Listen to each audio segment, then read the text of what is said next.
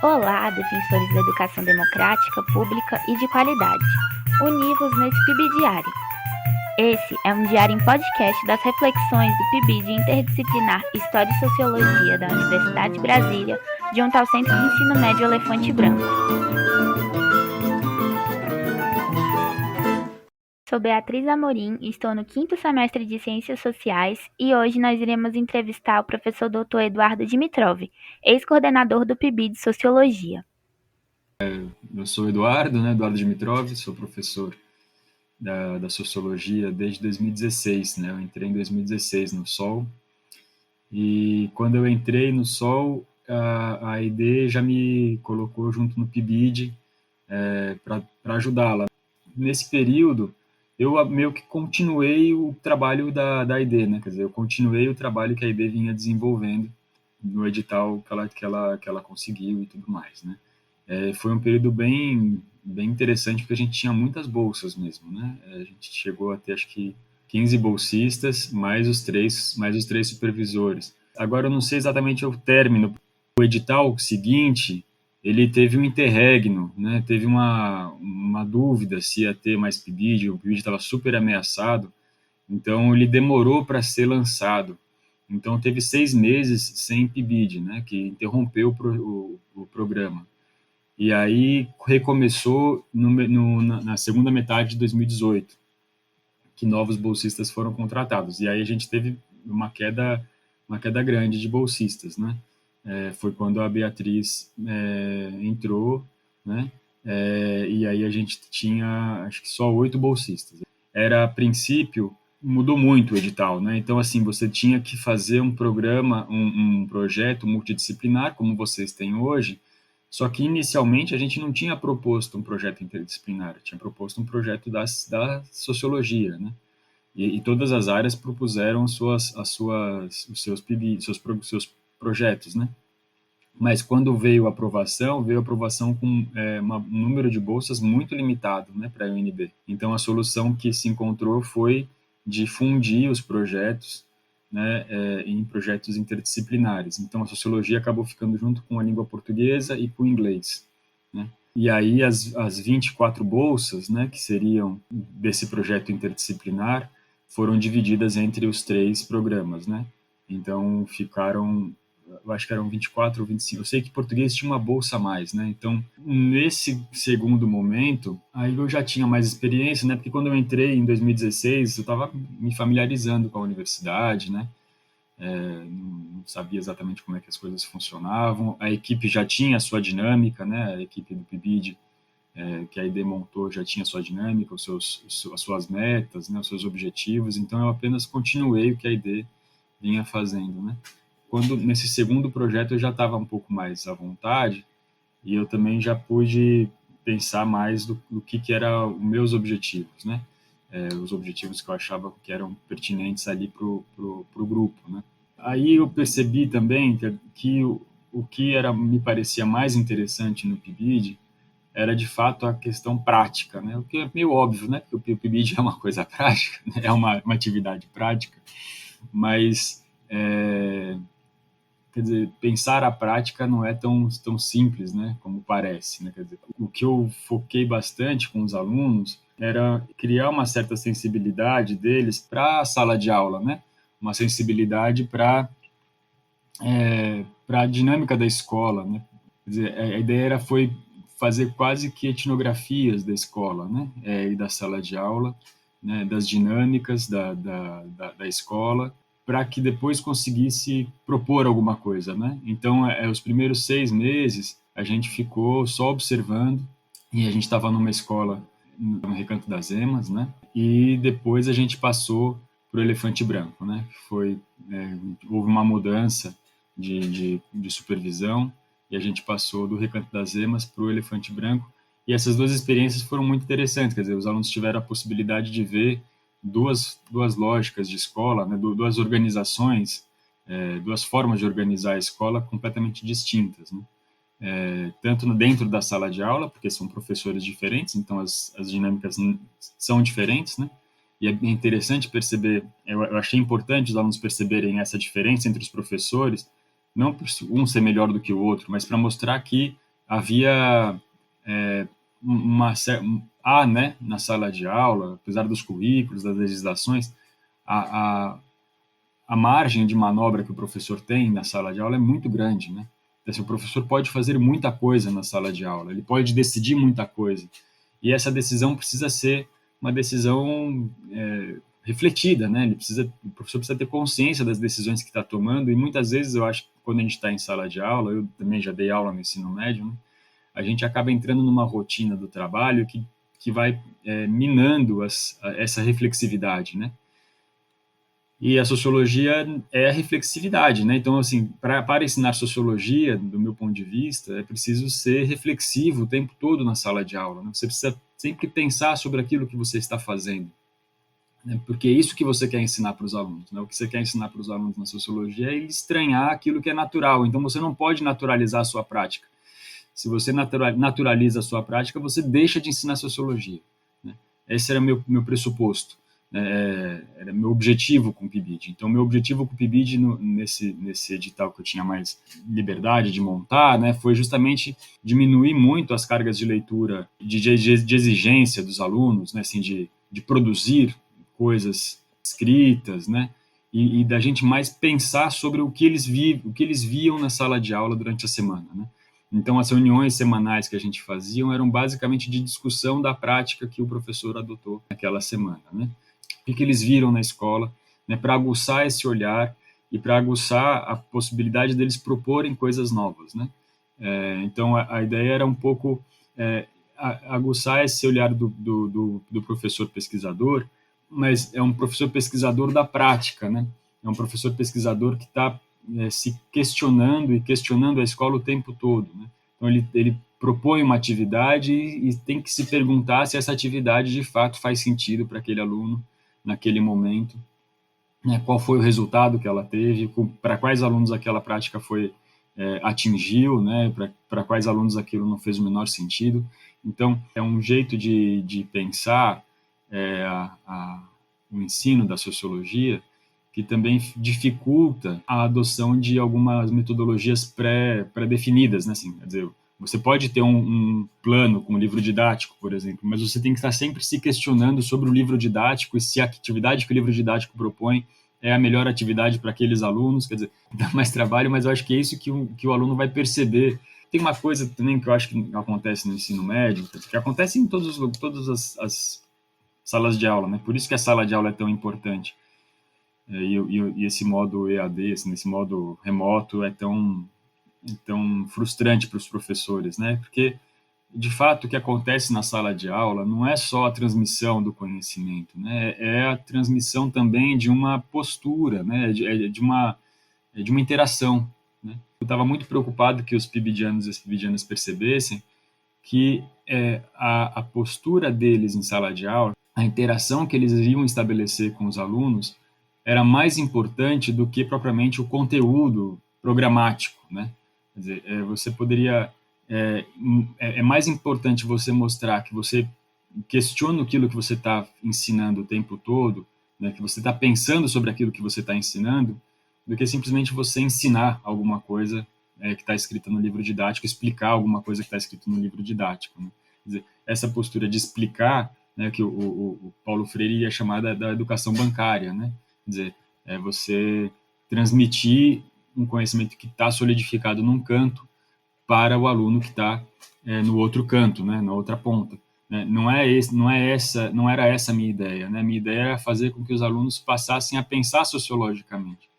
E eles só conseguem ensinar alguém a pensar sociologicamente se você pensar sociologicamente na frente dessa pessoa, né? Não tem outra forma, né? Então, para mim não importava muito a ideia do conteúdo, né? Importava mais essa forma como isso ia acontecer. E aí, isso é uma vantagem para o PIBID, né? Do jeito que o PIBID se organiza, porque se não importa o conteúdo, a gente conseguia se moldar ao que o professor tinha planejado, né? Então, dependendo do que o professor tinha planejado para o seu curso, para a trajetória, né, de temas e de assuntos, às vezes a gente ia propondo atividades, né? Então, era um pouco essa a dinâmica que eu tentei estabelecer no PIBID de 2018 a 2019, né? Aí em 2020, quem assumiu o PIBID foi um outro professor, o professor Marcelo Cigales, né, o atual coordenador do PIBID agora, né? Primeiro que o Eduardo ele comentou que foi professor do ensino médio, né, Eduardo? Você lecionou aonde e por quanto tempo? Ah, sim, fui. Eu fiquei numa escola em São Paulo, uma escola particular que chamava Vera Cruz, né? Mas eu cheguei a dar aula em EJA, né, por um ano e meio. Depois eu dei aula para o ensino médio mesmo, né, para o primeiro, segundo e terceiro ano. 2010 até 2015, mais ou menos, né, foi quando eu passei no concurso, né, até o final do ano de 2015. E aí foi quando eu passei no concurso para vir para cá, né. É uma escola particular, de elite, né, assim, é uma situação de trabalho completamente distinta do que a gente tem nas escolas públicas, né. E tem diferenças, né, a diferença principal, eu acho, assim, não é nem a questão da... Porque não é a diferença de qualidade de formação de professor, por exemplo, né, porque os professores aqui do GDF são muito bem formados, né, assim, muitos deles saíram daqui da UNB, né, na área da sociologia, né, eu não conheço nenhum professor do ensino médio da sociologia que seja mal formado, né. Todo mundo que eu conheci até agora são pessoas muito capacitadas, né. Então não se trata de formação de professor. Eu acho que o principal problema da escola pública no Brasil, assim, né, do GDF que eu conheço pouco ainda, né, e de São Paulo que eu conheço um pouco mais, para além da questão do recurso mesmo, de dinheiro, né, falta de investimento, né, o que também aqui no GDF é muito melhor do que em São Paulo, né, eu acho que tem um outro problema que é a questão da estabilidade do professor na escola, sabe? Quer dizer, me parece, né, eu não pesquiso isso, né, não sou um pesquisador disso, é pura impressão, né, mas me parece que um dos problemas das escolas, né, de São Paulo e daqui é essa mobilidade intensa do corpo docente, né? Quer dizer, um dos problemas, né? Não é só esse. Se fosse só esse, estava fácil de resolver. Mas do ponto de vista do meu ponto de vista, assim, de formador de professores, né? Quer dizer, de um ano para o outro, você tem uma troca de professores ali muito grande, e aí isso impede que a gente crie, de fato, uma comunidade escolar entre os professores, de criar projetos coletivos, de criar uma identidade pedagógica, né? Enfim, de ir afinando o currículo desse aluno nas diferentes disciplinas, né? E aí fica complicado de você criar um conteúdo mesmo, assim, né? Um currículo sólido, né? Quer dizer, aí como isso é difícil de fazer, acaba que o livro didático, né, as diretrizes acabam ganhando um peso maior, porque você vai ter que, ou você se atém ao conteúdo do primeiro ano, né, estritamente aquele conteúdo, tal como planejado nos livros didáticos, nas diretrizes, né, porque você não sabe o que esse aluno vai ter o ano que vem, né, se mudar se no segundo ano não for você e você não der aquele conteúdo, ele não vai ter aquele conteúdo, né? Então, assim, isso complica, né, um planejamento mais aberto do ensino, da sociologia. Porque é claro que os conteúdos, as diretrizes são fundamentais para guiar o nosso trabalho, né? Mas se você sabe que você vai ficar lá por muito tempo, você conhece o professor do segundo ano, você conhece o professor do terceiro, essas negociações de conteúdo podem ser feitas de um ano para o outro, né?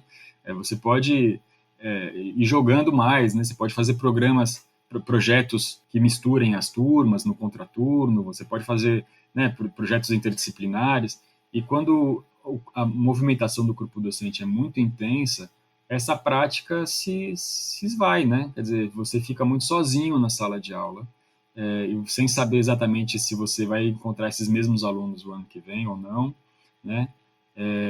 O quanto de continuidade seu trabalho vai ter, e aí isso também, do ponto de vista, assim, também é uma sensação, né? Mas assim, do ponto de vista do aluno, também dá a impressão de que a escola pouco se importa com ele, porque qualquer um pode entrar ali e fazer, né, o trabalho. É como se o trabalho do professor fosse altamente substituível, né? E aí desvaloriza o professor, né? Quer dizer, se o próprio aluno percebe que a oscilação dos professores é muito intensa, quer dizer que ele, aluno, não vale muito, né? Assim, que tá todo mundo querendo sair dali ou querendo entrar ali, que não importa quem está ali na frente, né? e aí é todo mundo substituível, e aí a autoridade do professor também é atacada, né? Também é minada nesse processo. Então aí vem os outros problemas de autoridade, né? De declínio da autoridade do professor, né? Que também não é só por conta disso, tem todo um processo social, histórico, né? Hannah Arendt já mostrava isso, vários outros autores mostram isso, quer dizer, desse declínio da autoridade do professor, mas eu acho que é um elemento que colabora fortemente, sabe? E dificulta uma educação que não seja uma educação bancária, né? Porque se você não sabe, se você não tem previsibilidade do que esse aluno terá no segundo ano, você então se atém a uma educação mais bancária do primeiro ano, dos conteúdos que ele precisa ter. Você já se limita a não um bom professor, né? Estou pensando em um professor responsável, né? Ele já fica preocupado que o aluno não tenha determinado conteúdo no ano que vem, então ele precisa garantir que ele vai ter aquele conteúdo e começa a fazer uma educação cada vez mais bancária, né? Na melhor das intenções, né? Essa é a sensação que eu tenho, né? Então, mas, quer dizer, tudo isso vocês me perguntaram por que eu, né, eu dava aula no ensino médio, né? Eu dei aula no ensino médio e eu percebi, mesmo sendo uma escola de elite, né, que o ensino de sociologia não funcionava quando a gente ensinava teoria, por exemplo.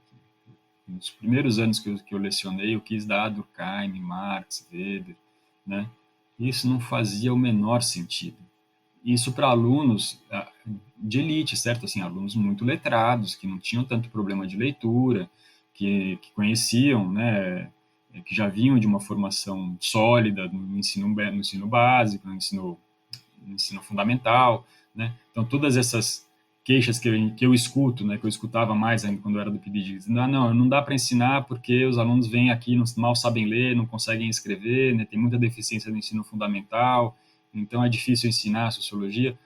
Era muito parecido com o que eu vivia na escola, nesses primeiros anos da escola de elite, quer dizer, ensinar Durkheim era muito difícil, entendeu? Porque não faz sentido para um aluno. Por que ele tem que estudar aquilo? E se a gente parar para pensar também, não sei se faz sentido mesmo, né? Você ensinar a história da sociologia, né, para um aluno de ensino médio. Uma coisa é a gente saber a história da sociologia para quem é sociólogo, quem vai fazer isso da vida, né? Então, na faculdade, eu acho que tem que ter um aprofundamento de fato nesses teóricos. Mas me parece que no ensino de sociologia para a escola básica, a gente está formando cidadãos, né? Então, a gente não está formando sociólogos, né? A gente está formando cidadãos que precisam ter algum conhecimento de como funciona a sociedade para tentar evitar que ele reproduza desigualdades, né? Na minha concepção, essa é o objetivo. Então, se a gente conseguisse fazer com que todo cidadão e cidadã tivesse uma atitude reflexiva sobre a sua prática cotidiana, talvez a gente conseguisse diminuir ou fazer pessoas mais sensíveis às reproduções das desigualdades. E para isso não basta ensinar Durkheim, porque não é com Durkheim, com Marx, com Weber que você vai ensinar isso, certo? Assim, me parece que seria mais produtivo se a gente organizasse o ensino da sociologia pelos temas. Muitos professores já fazem isso, né? Não é nenhuma novidade, né? Mas por temas que tem apelo nos alunos, né? Que atiram a atenção dos alunos. E a partir desses temas você vai trazendo os conceitos que a sociologia pode ajudar. Aí sim, Marx, Weber, Durkheim, muitos outros vão ajudar a explicar, né? Vão ajudar a compreender esses fenômenos, né? Porque esses autores eles estavam querendo compreender fenômenos, né? Então a gente tem um dos perigos, né? Justamente da forma como os livros didáticos são organizados, né? Alguns deles, né? Não todos, né? E como tradicionalmente a gente se criou um pouco essa ideia, né, de que para ensinar sociologia tem que ensinar os teóricos da sociologia, a gente acaba talvez fazendo ensinando a história, né, teórica da disciplina, né, uma história da disciplina, a história das ideias da disciplina e não propriamente um pensar sociológico, né, e que são coisas completamente diferentes. É muito diferente você saber reproduzir o que é o conceito de fato social do que você reconhecer o que é um fato social, né? Quer dizer, são habilidades muito distintas, né, que você ensina para o aluno. Então, um pouco essa que era a minha preocupação, essa foi um pouco o que eu aprendi dando aula, né, no ensino básico, né, que mesmo numa escola de elite, eu passei 1 ano, 2 anos tentando fazer os alunos entenderem Durkheim e Weber, sobretudo, né, quer dizer, porque Marx, o professor de história, já era um marxista lá, então Marx eles estão dominando mais, eu vou ficar aqui com Weber e Durkheim, uma questão da religião e tal, e eu percebi que era dificílimo ensinar isso, certo? E os alunos não entendem, os bons alunos conseguiam ir bem, né, aprendiam, né? Mas é isso, reproduziam, né? Reproduziam os conceitos, as definições, reproduziam as ideias dos autores, né? Mas não é essa habilidade que eu queria imprimir num cidadão, né? Eu não queria que ele fosse capaz só de reproduzir os conceitos, né? Eu queria que ele fosse capaz de aplicar os conceitos, refletir sobre os conceitos, refletir sobre a sua prática, usando os conceitos como ferramenta, né? É diferente, é completamente diferente, né? Então, eu acho que é isso, assim, o que me chamou muito a atenção quando eu virei professor universitário e coordenador do PIBID, é que essa diferença que a gente faz entre a escola pública e a escola privada, né, assim, a escola é privada de elite, é muito melhor e tal, de fato tem coisas muito boas, né, tem a questão do recurso, das instalações e tal, mas as dificuldades pedagógicas não são muito distintas, sabe? Não é, quer dizer, é claro que tem muitas diferenças, né? Mas a postura do professor, o que os professores da escola pública daqui reclamavam, não era muito diferente daquilo que eu tinha vivenciado. É isso que eu queria dizer, né? Não era muito diferente em termos pedagógicos, né? Acho que é um pouco por aí, né? E aí essa percepção de que a prática da sociologia, para ensinar sociologia, é preciso ter uma prática sociológica em sala de aula, eu percebi ali, né? Eu percebi dando aula no ensino médio, né? Essa fala que você faz é muito interessante, porque era basicamente isso, assim, eu ia falar qual foi a importância de ser professor no ensino médio e no EJA também, e aí a se tornar professor universitário e trabalhar fazendo uma ponte entre a universidade e a sala de aula. E aí a pergunta que eu quero fazer agora é: qual era a sua expectativa, qual era a sua visão do PIBID em 2016, quando você iniciou no PIBID, e qual é a sua visão agora do PIBID? Então, eu não conhecia o PIBID, para ser sincero, né, antes de virar professor aqui, porque quando eu fiz Ciências Sociais não existia PIBID. E acho que lá na USP, a minha experiência era de estudante de graduação em sala de aula, foi só com os estágios da licenciatura. Então, na minha cabeça era só uma continuação dos estágios, né? E aí foi na convivência, isso é muito legal do PIBID, quer dizer, de ser coordenador, porque foi muito importante para mim, que foi a convivência com os outros coordenadores das outras áreas, né, do pessoal da química, da física, da biologia, quer dizer, a gente tinha reuniões periódicas de todos os coordenadores do PIBID. E aí são pessoas muito interessantes. Aqui da UNB são pessoas fantásticas, assim, o pessoal que se envolve com o PIBID, com a licenciatura, das diferentes áreas, das exatas, da educação física, né? Eu fiz bons amigos ali e são educadores mesmo, né? São pessoas que estão preocupadas com a educação, com a formação de professores. E aí, ali eu aprendi o que era PIBID, né? Assim, que não é propriamente um estágio, né? Que de fato uma experiência prática. E aí toda essa concepção mais paulo-freireana que eu desenvolvi tem muito dali também, né? Assim, de formulação dessa ideia de prática, de que o aluno tem que participar das atividades, ele não pode ficar só observando, né? Então, como é que vai participar, como é que se insere, né? Que, ao mesmo tempo, teve um momento do PIBID que se queria que o PIBID melhorasse o IDEB das escolas, né, por exemplo, né? E aí esse grupo foi completamente contra, quer dizer, PIBID não é para melhorar a IDEB, né? PIBID é para formar professores, é diferente, são funções diferentes, né? São responsabilidades diferentes. Toda essa discussão de formação de professor, eu aprendi muito com esse grupo, né? E aí essa questão da prática se faz mais presente também, né? Quer dizer, vendo o que os outros professores faziam com seus alunos, o tipo de atividade que eles propunham, o tipo de preocupação que eles tinham, né? Quer dizer, Eu lembro muito do professor de da educação física, né, daqui da UNB, fazendo os alunos perceberem divisões de gênero, né, assim, questões de gênero nos esportes, né, na escolha dos times, no tipo de esporte, no tipo de atividade física que propõe, né, quer dizer, então, é o mesmo princípio, né, é o princípio de que o professor de educação física tem que ficar atento à sua prática e se a sua prática está ou não reproduzindo desigualdades, né, para além de formar atletas, né? Quer dizer, então acho que essa vertente freiriana estava muito forte ali, né? Enfim, isso foi muito diferente da imagem que eu tinha antes, né? Quando eu cheguei. Inclusive, Né? uma das questões que nós conversamos entre nós era conversar sobre a questão de metodologias ativas com você. Né? Eu queria que você falasse um pouco mais sobre essa relação entre professor e pesquisador. De que forma você enxerga as metodologias ativas, né, como o método freiriano, que você relatou, que é muito presente nas suas práticas em sala de aula, de que forma elas contribuem na formação de futuros professores? Bom, as pedagogias ativas, as metodologias ativas, acho que são fundamentais, né? Assim, elas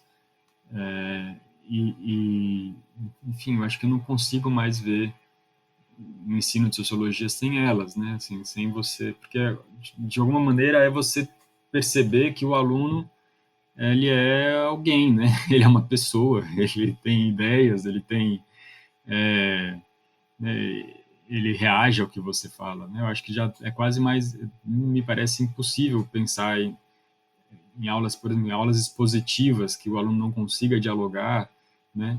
Eu acho muito estranho, né? E ainda a questão do pesquisador tem uma ambiguidade ali, né? Porque a gente pode, como estamos na universidade e tem ensino, pesquisa, né, e extensão, né, pode-se pensar que, na verdade, o pesquisador aqui é um pesquisador sobre educação, né? Então, na verdade, o professor seria um professor pesquisador porque ele pesquisa, né, a educação, ele pesquisa a escola, né? E na minha cabeça, um bom professor, ele, na verdade, ele tem que ser um pesquisador da sala de aula, né? Um pesquisador da turma dele, né? Um pesquisador da prática que ele desempenha, né? Então, quando fala que um professor pesquisador, é um pouco bem na chave do que eu imagino, né, assim, na chave do Paulo Freire mesmo, né, quer dizer, pesquisar os seus alunos, né, pesquisar o universo dos seus alunos, pesquisar formas de ensinar o conteúdo que você quer ensinar, né, seja sociologia, português, matemática, né, seja o que for, para esses alunos, né, quer dizer, eles têm o direito de aprender sociologia, né, esses alunos têm o direito de aprender sociologia, mas eles também têm uma realidade própria. Então, você não consegue ensinar sociologia se afastando demais da realidade deles. É o exemplo do Durkheim, né? Quer dizer, se o aluno não vê sentido entre o que o Durkheim formulou na virada do 19 para o 20 para a realidade dele, não adianta você falar, né? Ele não vai absorver. E se ele absorver, ele vai absorver por aquele momento para passar na prova, né? Então, a questão me parece que é ser um pesquisador da realidade dos alunos e, ao mesmo tempo, mostrar que você faz isso, né? Porque é evidenciando os métodos de ensino que você ensina, né? Me parece isso, na verdade, né? O que o Paulo Freire fala de educação bancária é justamente porque na educação bancária o professor ele omite do aluno todo o trajeto que ele, professor, fez para chegar naquele conhecimento e entrega o conhecimento pronto. E o aluno, por sua vez, recebe aquele conhecimento sem saber como é que o professor chegou naquele conhecimento, né? Então, na verdade, você não está ensinando a forma de aprender, você está ensinando só o que você aprendeu, né? E não é isso, né, que deveria ser feito, né? A gente deveria conseguir ensinar para os estudantes uma postura, né? Uma forma de aprender, né? Então, eu acho que um bom professor pesquisador é um professor que está sempre pesquisando sobre os seus alunos, sobre a sua turma, sobre a sua escola, né? Formas que ele consegue, formas que ele tem de ensinar alguma coisa de modo diferente. É porque quando fala professor pesquisador, dá a impressão que o professor, além de ensinar sociologia para 200 alunos do ensino médio, ele também tem que participar de congresso, ele também tem que publicar artigo, né? Ele tem que, né, orientar aluno. Não me parece que é esse o ponto, né? Me parece que quer dizer, ele pode também fazer tudo isso se ele quiser, né? Temos aqui o Paulo, que fez mestrado, né? Quer dizer, tomara que consiga, né? Mas é que eu tenho um pouco de receio de colocar mais trabalho para alguém que é já extremamente sobrecarregado de trabalho e com um salário completamente desvalorizado, né? Então, não se trata de dar mais trabalho para o professor, se trata de repensar a prática que ele tem em sala de aula, né? Quer dizer, a sua prática tem que ser uma prática de pesquisa, né? Porque eu acho que é para todas as áreas, né? Quer dizer, o ensino médio ele tem um pouco é, esse, essa identidade, né? De você mostrar é, a ciência para os alunos, né? Mostrar a razão, como é que o conhecimento é produzido nas diferentes áreas, né? Isso serve para todas as áreas, né? Não é só para a sociologia, isso serve para todas. Quando eu dava aula no ensino médio, eu dizia que o mais sociólogo dos professores era o professor de física, né? Porque quando ele ia ensinar astronomia, ele começava mostrando como que os modelos astronômicos eram históricos, eram datados, tinham relação com a configuração social da época. Quer dizer, era uma abordagem completamente sociologizante da física, né? Quer dizer, sociologizante no sentido de desnaturalizar aquilo que parece normal, né? Que parece natural. Então, eu acho que é, é nesse sentido que eu vejo um professor pesquisador, né? É um professor que está sempre tentando desnaturalizar o que é tido como natural, né? É claro que isso, a forma como o nosso ensino básico, o ensino básico de modo geral, né, o fundamental e o médio, se estruturam, eles dificultam que o professor faça isso, né? Pelas coisas que eu já falei, né? Pelos aspectos que eu já falei, mas também pelo fato de que o professor tem pouco tempo para ele, né? O professor, a gente conta a hora do professor muito na hora em sala de aula, e a gente não conta a hora que ele precisaria ter para refletir sobre o que ele fez em sala de aula, né? O que a gente teria de tempo de planejamento, por exemplo, me parece muito escasso, é muito pouco, né? É, esse tempo que a gente tem na universidade, né, que está estruturada no ensino, pesquisa e extensão, a gente não tem na escola básica, né? Então, a carreira de professor da escola básica, de fato, passa a ser uma carreira mais de um divulgador, né, do que de um pesquisador, né? E isso é um problema, né? Isso eu vejo que é um problema, não deveria ser assim, né? O professor da escola básica deveria ser considerado também um pesquisador, né? Em termos de carreira, né? A pesquisa não deveria ter saído da escola básica, né? Não poderia não estar na escola básica. O eixo da pesquisa, o eixo da extensão também, né? Se a gente pensa a escola como um centro importante das comunidades, né? Dos bairros, né? A escola aberta aos finais de semana, são atividades de extensão, né? Seriam atividades de extensão, poderiam ter atividades de extensão, né? Então, eu imagino que uma boa escola seria uma escola que também agregasse esses três eixos, né, que estão presentes na universidade. E além do pouco tempo do professor de preparar aulas, ainda tem a questão dos vestibulares, que muitas vezes pode restringir mais ainda os conteúdos a serem abordados. E muitas vezes os alunos estão muito, digamos, bitolados na questão dos vestibulares e acaba não tendo muito interesse em coisas que fogem daqueles conteúdos que serão cobrados nas provas dos vestibulares, né?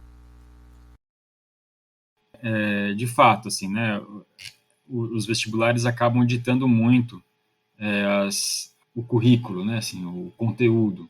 Mas eu acho também que é possível usar o conteúdo dos vestibulares para ensinar sociologia de outra maneira, sabe? Quer dizer, também é possível ter mais criatividade no ensino desses conteúdos. Quer dizer, se a gente pega, por exemplo, as obras do Paz, né, no caso aqui do DF, né, quer dizer, são obras fantásticas, né, são ótimas obras. Eu dei uma disciplina no semestre passado, em 2019, né, que era justamente ensinando sociologia pelas obras do Paz, né. Quer dizer, são obras que são muito boas para se pensar vários aspectos da sociologia, né. Então, assim, você estaria... quero dizer, o que eu quero chamar a atenção é possível ser criativo, quer dizer, há uma espécie de mistificação desses vestibulares, assim, o que é cobrado no vestibular.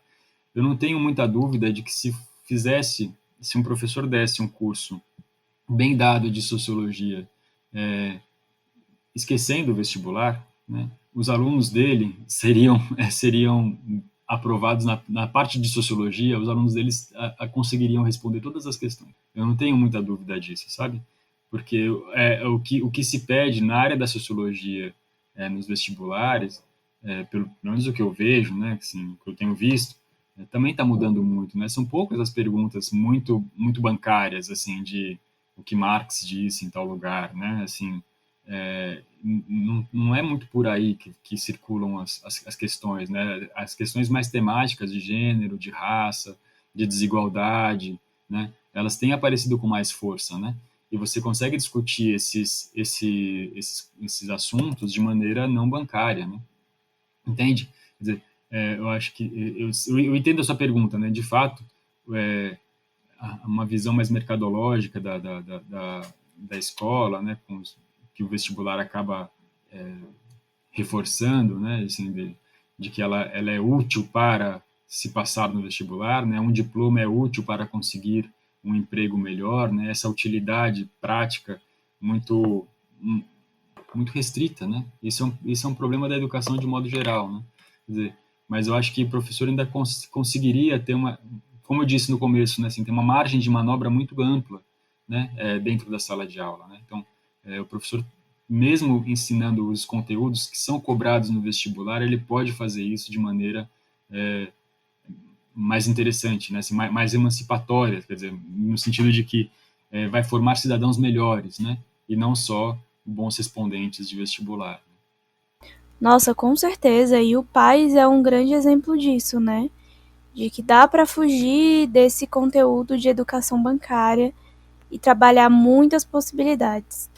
Bom, o que você falou já engloba muitas coisas que iríamos perguntar, inclusive, mas para ser bem específica, a gente quer saber um pouco qual a característica assim do PIBID que você considera mais importante para a formação de futuros docentes. Eu acho que essa constância, né? Quer dizer, é um programa longo, né? Antes era maior, agora está de 3 semestres ainda, né? Imagino, os editais, né?